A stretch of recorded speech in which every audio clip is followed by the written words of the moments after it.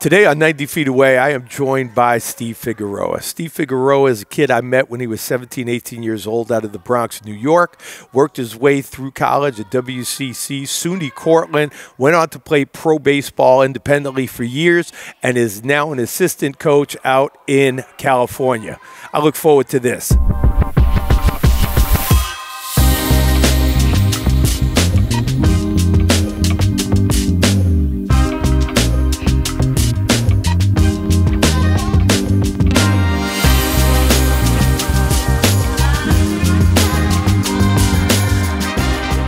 All right, welcome back to 90 Feet Away. Today I am joined by, I would only describe this kid as a special baseball player, a kid that kind of got under my skin and has never left. He is someone that became just like a son to me and remains a son to me to this day. I'm proud to have him in my life for so long, and he'll be around forever. Originally from the Bronx, New York, now coming to us live from San Francisco, Steve Figueroa. Steve, thanks for being with us today, my man. No, I appreciate it. This is long overdue. It is overdue. We've been talking about it for some time, but between the time difference and everybody being crazy, you know, today's the first day, and I'm just happy to have you. So I want to get it. We have so much to talk about, Steve. For me, I want to get into first us, right? You're a kid from the Bronx, like every other kid that ever laced up their cleats and had a glove and a bat. Right from the Bronx, you thought you were playing in the big leagues. I mean, that was the path that you saw in front of your face. St. Raymond's High School, where obviously, you killed it. You did really well. But you end up at Westchester Community College, and that's where our paths crossed for the first time. How did that happen, Steve? And you know, what was it that brought you to Westchester? So, funny enough, I didn't play till my senior year of high school.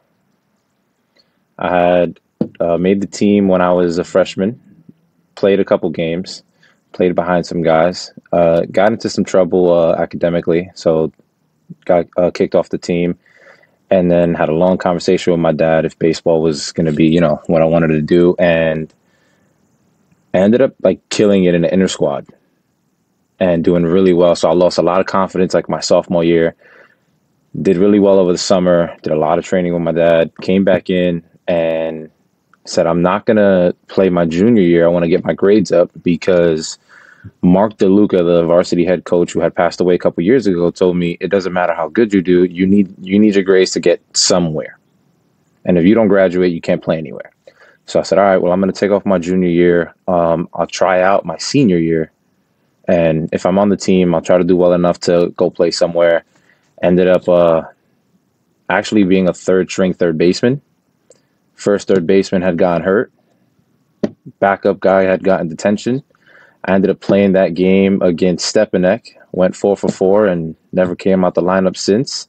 And he had introduced me to the Monroe coach. I was supposed to go to Monroe. And I was supposed to enroll the next day. And Billy McClure had called me and said, hey, I want you to come on for a visit. Come talk to us. So I went to campus and I was like, you know what? I like this place. This is it. This is where I want to go.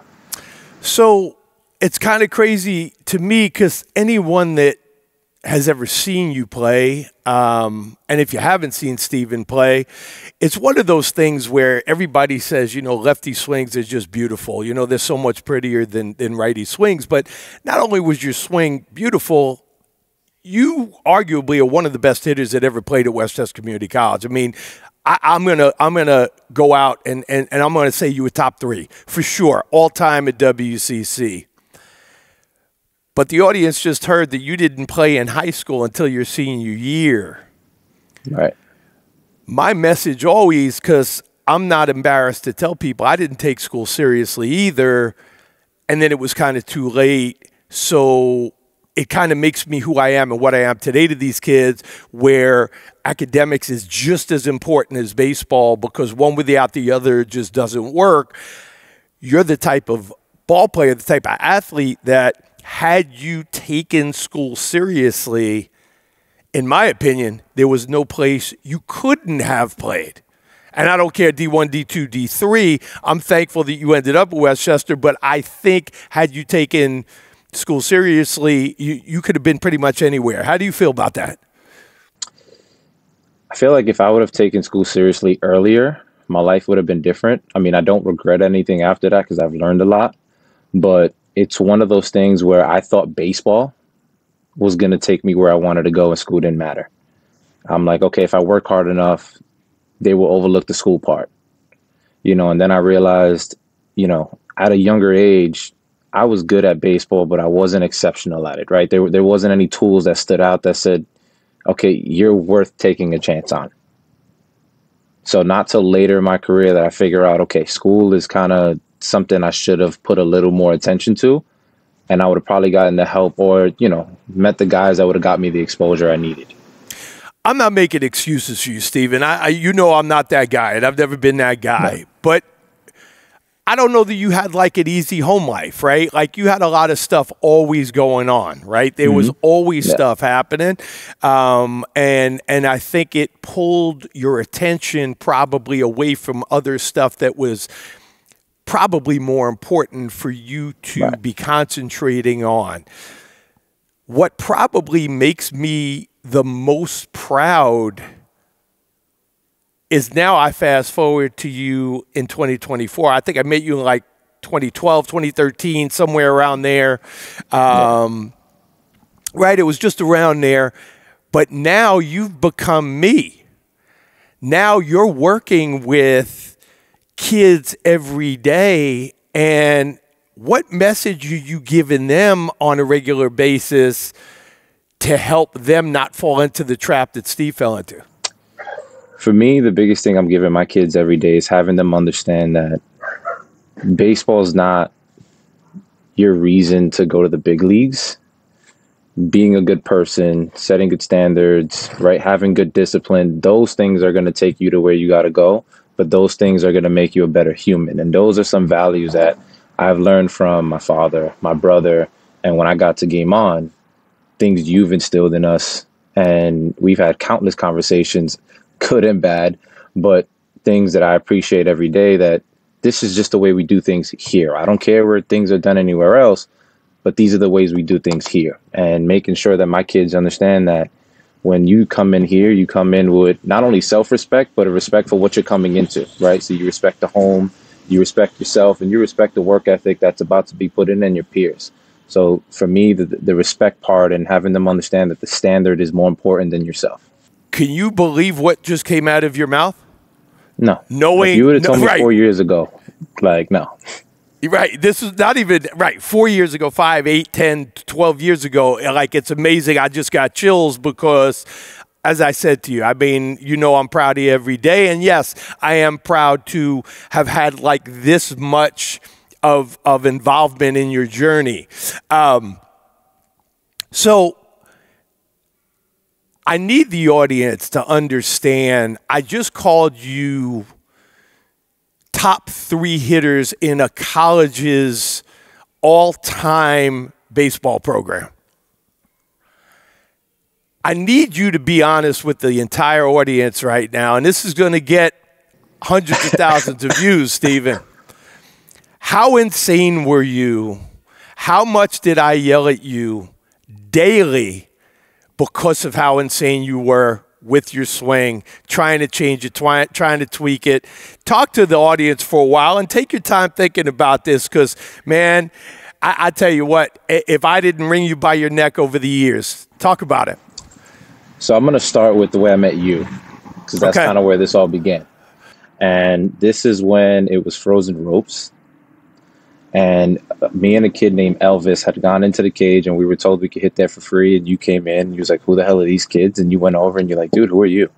And I was like, oh, we play at Westchester Community College. He was like, all right.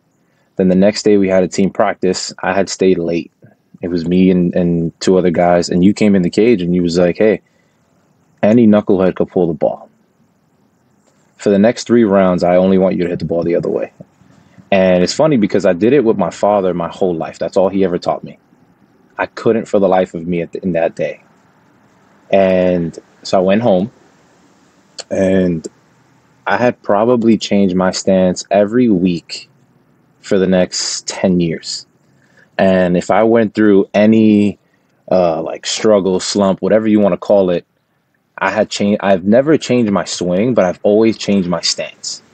And I wanted to be perfect. Like if I didn't have 10 out of 10 off tee, I couldn't hit front. I couldn't hit, like, I was so obsessed with making sure that I had to go 4 for 4 every day or it wasn't enough. And for me, it was just part of me being smaller than everyone. I always kind of had this, and you've seen it at Game On a number of times. I've chirped with everyone and the best of them there. I'm better than you. And I had to hit and prove to you that I'm better than you. So whether we took BP rounds, whether we took T rounds, whether we took friendly rounds, I'm here to show you I'm better than you. But I made sure that I took swings before I took those BP sessions to make sure that I beat you. Sometimes it was excessive, but it was the only way I knew. But you understood even then, and obviously you understand now as a coach and a mentor, I could go 0 for 4 and have 4 barrels, and that's a successful day. 3 for 4 is a hell of a day. You weren't ever going to be perfect. Nobody is, not in this game. But every day, Sensei, what do you think of this? What do you? I really feel like my hand should be here. I'm gonna turn my I'm gonna turn my foot in. And what do you think about high leg kick or toe tap? But this went on for almost 8 or 10 years with us. Oh yeah. Why were you never able to accept just having a bad at bat or a bad day? You know, again, you crushed it. You killed it. But one bad day and you were in the lab again the next morning, breaking everything apart. And I remember conversations saying, what are you hunting? What are you looking for? What are you trying to hit? Right? How are they attacking you? And it wasn't your swing, because your swing never needed tweaking and never needed fixing. It was your head that needed fixing and tweaking. And that took how many years? I mean, till 2 years a long ago. Time. Yeah, man. Yeah, I'll be honest, for me, and I tell my kids this too, the toughest part for me as a player before pro ball was the off season. I hated the off season. And the reason was, and this is something I figured out with Chris Rowan later on in my career, but it's something you and I talked about that I never paid attention to until it was kind of something that me and Rowan only focused on. And when I was in season in college and even my senior year of high school was in season, I was able to compete my way out of slumps. In the off season, there's nothing to compete with. I can take endless swings and overthink it. If I was struggling in season, I just made it personal. And that was my way of like, I gotta beat this guy. I gotta go get him. Right? There's no reason that I'm gonna let this guy have something over me. That was my get out of, my slump mode or whatever. During the off season, it was, I fell into a trap up until my junior year where, and this is the honest truth on why I switched so much. It didn't look pretty enough for me.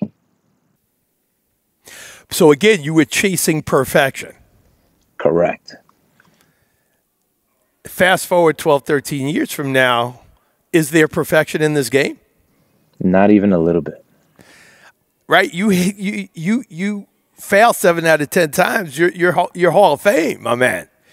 But you chase perfection. Do you appreciate today? I got to ask this question because this makes me incredibly proud as an aging ball player. People that don't know, I'm going to be 59 years old in December. I've had a knee replaced. I've had a hip replaced. I've broken my jaw. I had labrum repair. I still pitch. And I still throw 6 pitches. And you're laughing. I hate machines. Mm-hmm. I hate front toss. Those winters we spent together, I wasn't here to make you feel good. No. I was here torturing you, throwing you change-ups and curveballs and sliders and four seams and two seams to prepare you for what was ahead of the season. When people don't prepare and they come in off a front toss, I'm sorry, right? I don't even call it front toss anymore. It's feel good, right? It's feel good because there's nothing in the game that represents, throwing a baseball underhand from 10 feet away. There were days you walked out of here hating me. There are days that I could see in your body language you didn't want to be here. But at what point did you appreciate what we were doing together?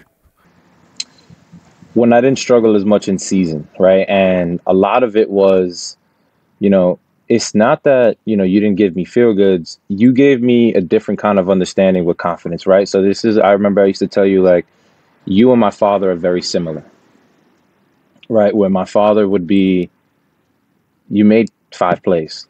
Why didn't you make 7? Right? And he didn't mean, like, why didn't you make 7 exceptional plays? Like, why didn't you make 7 routine plays? Why didn't you, be disciplined on taking certain rounds? And one thing you and him had in common was, congratulations, you did good. You're supposed to do good there. What am I supposed to pat you on the back? You know what I mean? You're supposed to do that, right? So one of the things that he instilled in me that you kind of solidified and kept on top of without realizing it was never making sure that I got comfortable. So I will never forget, I came in Christmas. It was just me, you, and Brett. Brett ended up having to leave, and it was just me and you hitting. Sorry, it was Thanksgiving. And you threw BP, and you go, hey, we're going to do a few rounds of tea. I'm going to go into the office, come back, let me know when you're ready. I said, all right, cool. So I took tea, and I'm like, all right, I need to get ready because I know when he's going to come out, he's going to want to hop right into this. He's going to bust out curveballs, bust out all this other stuff. Like, all right. I had arguably the worst hitting session I've ever had, right? And you said something to me that stuck with me to this day. And you said, okay, well, fall in love with your barrels. Your misses are information. Why are you getting pissed off at it? That day, it clicked. That day, I didn't really fall into why things were going wrong. I was just more like, all right, well, what did I do to put me in that position kind of thing? So that kind of like opened my eyes to, I'm looking at this wrong. I'm not necessarily doing something wrong. So again, and this is a lot of the reason we started doing this podcast, Figgy. It's not as much fun as this is for us to be together. It's helping the next generation. Mm-hmm. So I go in, I do tee work. Good for you. That's phenomenal. I do some front toss. That's great. You got coaches just throwing, 20-mile-an-hour BP. Phenomenal.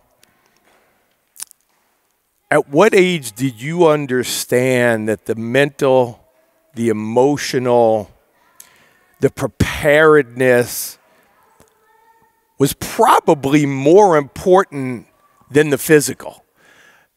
Because the physical you've always had. You, like many other late teen, early 20s guys, struggled with that part. How do I let this go and move on? I talk about my favorite 4-letter word, being next. How am I able to release that? When did that finally kind of kick in for you, Fix?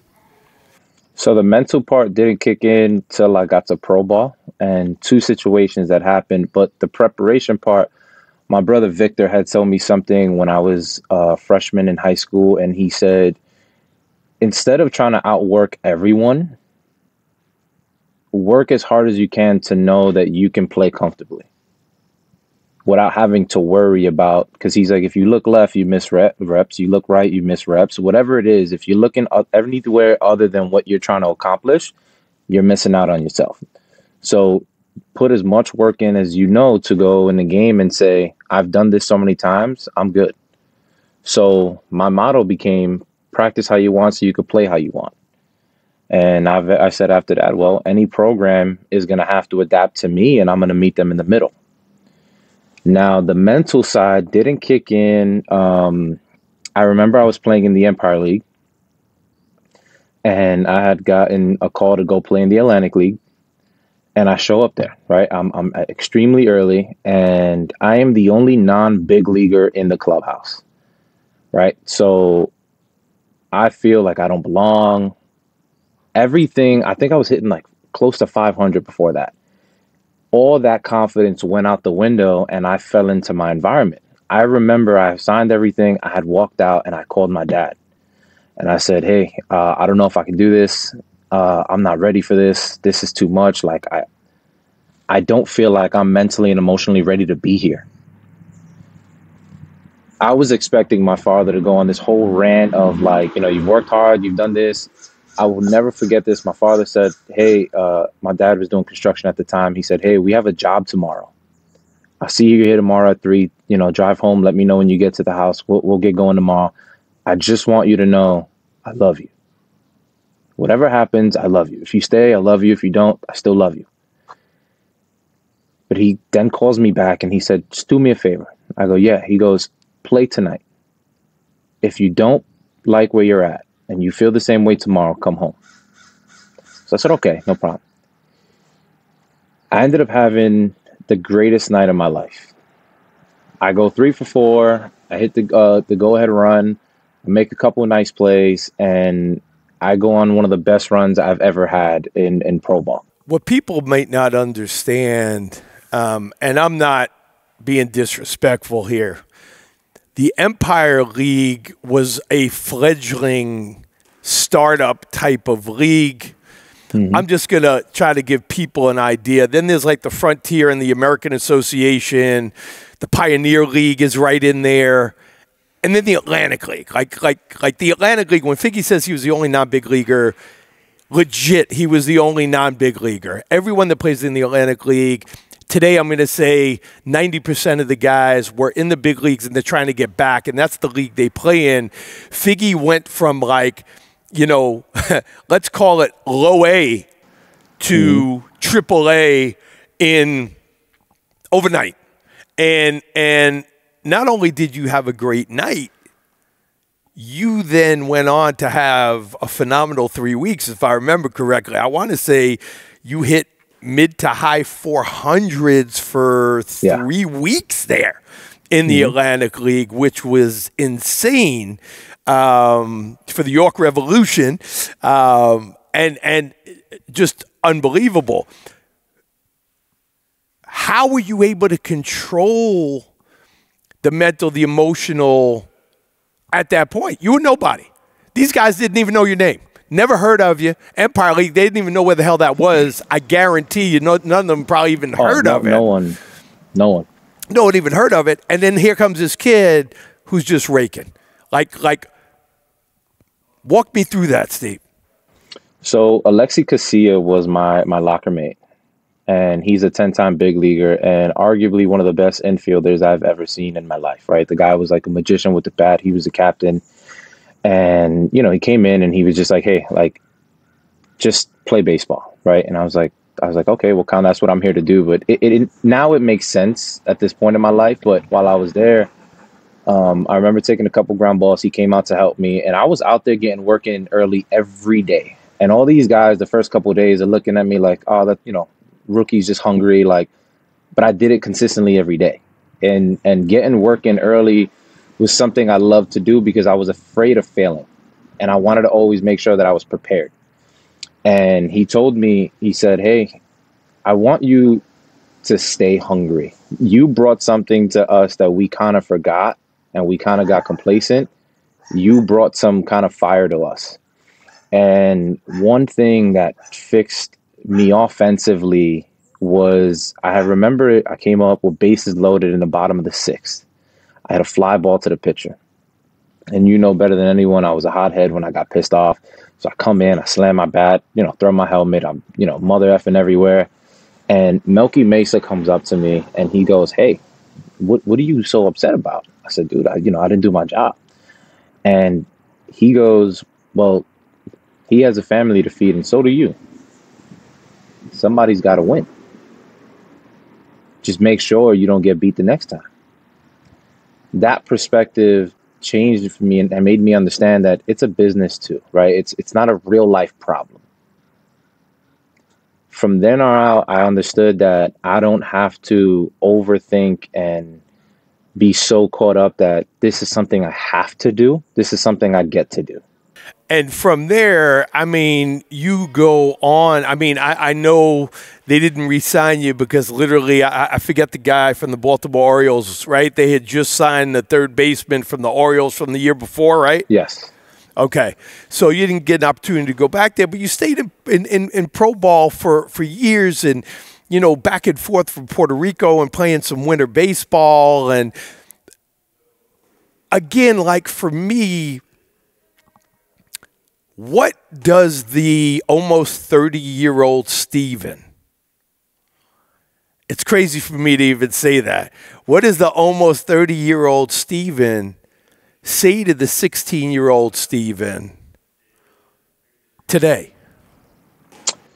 For me, the biggest advice I would give myself is stay where you are, right? Stay where your feet are and focus on what it is you're trying to do, not where you're trying to go.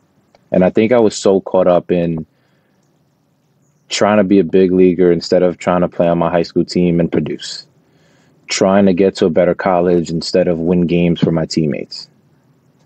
Like making sure that I understood the process and fell in love with that, and the results would take care of itself.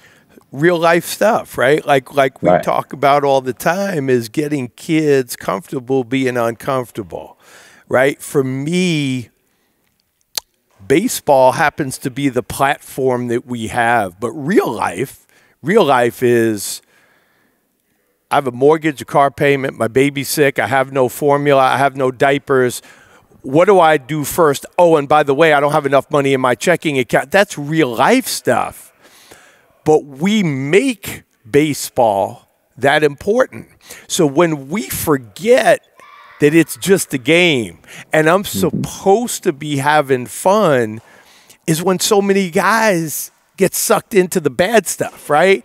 And again, this is where we try to help these kids remember all the fun and the positive and the leadership stuff to prepare them for the next part of their lives, right? Like being Figgy at 30. Because even though I hate you for abandoning me and moving to the other side of the country, what you're doing on a daily basis with your fiance, with Skylene, people that don't know Skylene, I mean, I'm not trying to, do anything here, but not trying to rush your life, but I can't wait to see what your children are going to be.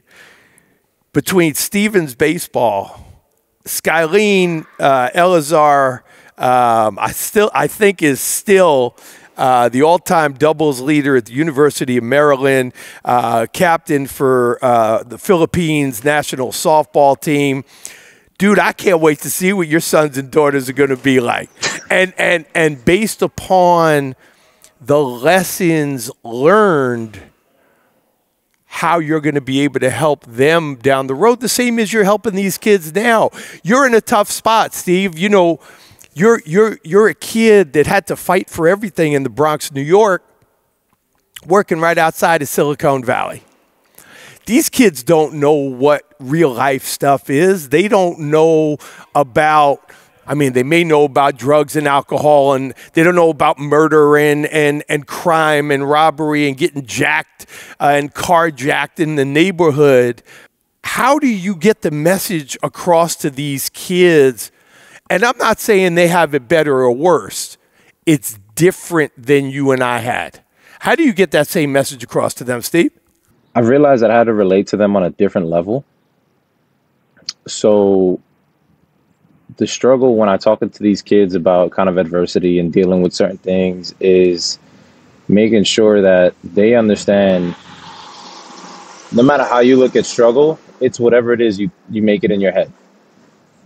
So I've realized that struggling to these kids is not having their phone for a certain amount of hours, or not, being with their friends, or not playing games. Like, to them, that's a real life struggle. They've made that something By games, So you mean video games? video games. Yeah. And I've realized with these kids that I've had to relate to them in a way where if I talk to them about, life that I had when I lived in the Bronx or what it's like living in New York in comparison to living in California, I can draw a picture. They still wouldn't understand it. So I had to understand, okay, I also played video games. Okay, here's why this is not a big deal. Here's why you need to set this aside and understand that if this is what it is you're trying to do, this isn't important right now. This is an outlet, right? This isn't something that you go to every day because this is tough, right? So when you're dealing with certain things, you need people around you, good people around you to help you and be tough on you. You don't need things to put a Band-Aid over struggles. But do they? You need to go through struggles. They do, but do they look at you when you say those things to them? Do they look at you like you're an alien? Because most of them don't. Some of them do. Okay. Right, and the ones that do, I realize, are the ones who kind of have that I know it all attitude. And what I do with those kids is I find a way to humble them and then talk to them. So for me at my job, I'm the good bad guy. So I'm the disciplinary. I'm the guy who, kind of tells you, no, you can't do that. No, you can't do this. But I make sure that any scolding I give a kid, I make sure he understands why, and I make it a lesson he can understand. And one thing I want my kids to understand, and it's something that you've done for me at Game On, was no matter what, I got your back. Right? I may not agree with what you're doing right now, and I'm not going to be nice about it right now. But when you come in tomorrow, nothing changes. Right? We're still a family. We're still here to get work in. But you need to understand that that's not happening here. Mm-hmm. Right? And part of it is most of the parents understand where I come from and, the East Coast life, and they appreciate that part. And one thing I tell people, even parents, is I'm not a salesman. I'm honest. I'm not going to tell you that I'm going to make your kid this, but I am going to tell you that your kid is going to struggle. He's going to make mistakes. He's going to deal with things that he doesn't deal with at home. So just be prepared when he comes home. He's going to be pissed off. He's going to tell you he hates Tsunami. He's going to tell you Coach Figs is the worst person in the world. Be ready for those comments. But there's a reason behind it. How does it make you feel now to switch roles and to be the mentor? Going from where you were to where you're at. So like before you answer that,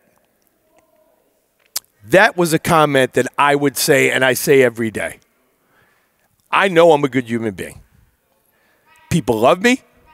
People hate me. People hate me because I'm honest. People hate me because I tell them their kids are terrible. They hate me, right? I'm not here to be a salesman. I'm not here to tell you I'm getting your kid to go play at, Florida State. It's not, I've never done that to anybody. But I'm going to tell you what your kids need to work on. I'm going to tell you what the deficiencies are. And then it's up to you. But because I'm so honest, some people don't like that.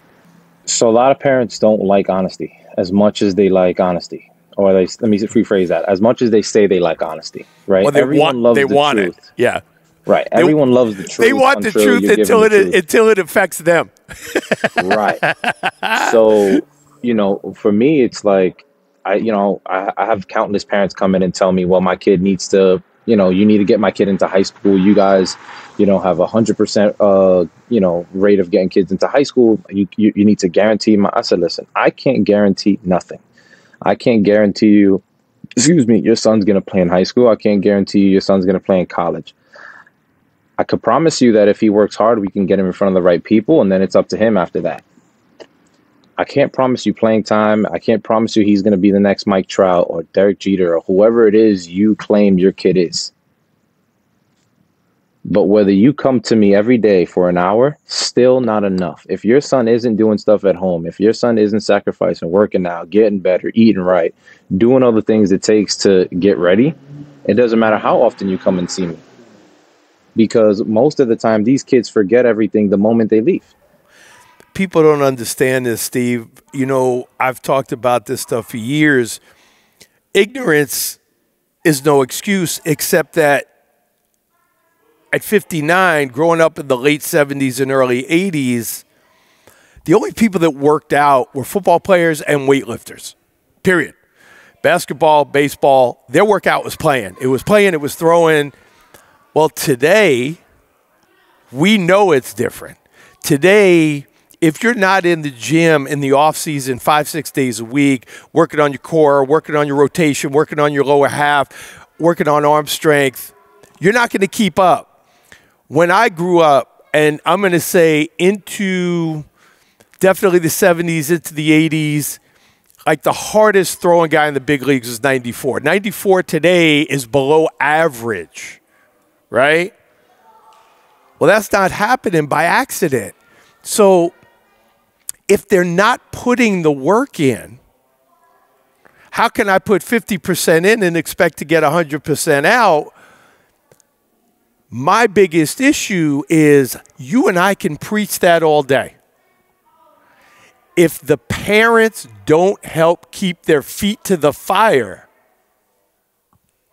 what good is our words when we need, you talked about having a back, we need them to have our back in helping the development of their children. I fortunately have a couple parents who I can honestly say understand what it is I'm trying to do. But most of the parents, and I realize it's the same everywhere you go, is they have your back until it's convenient for them, right? And once things don't work out as well as they thought, right? They don't understand that there's a process to things. There's times things are going to go bad. There's times things are going to go wrong. Oh, but you're supposed to be the professional. Yeah, but I'm not a fucking magician. Right? Some things have to go wrong in order for your kid to grow, right? My problem is, and part of the reasons why, honestly, I love my staff and why we've started the travel ball organization is I hate the travel ball world. And I'm trying to have my kids understand that, dude, we've gotten blown out the last couple weeks, last 3-4 weeks. I think we've won 3 games over the last 5 weeks. The teams have just started. But what the parents don't understand is the kids are starting to make plays. They're starting to come together. They're starting to have better at-bats, right? I'm not changing faces because this group sucked. No, this team's going to stay together, and I need these kids to understand that just because it's hard doesn't mean you leave. Most of these parents have created this false world for these kids on, oh, if you lose here, we're just going to go there. It's not the program, it's you. Steve, dude, I swear to God, I feel like I'm listening to myself talk here. Trophies, plaques, banners, medals, I don't give a shit about any of them. If we are learning how to be together, how to play together, change my approach, throw more strikes, make more plays, well, the wins happen on their own.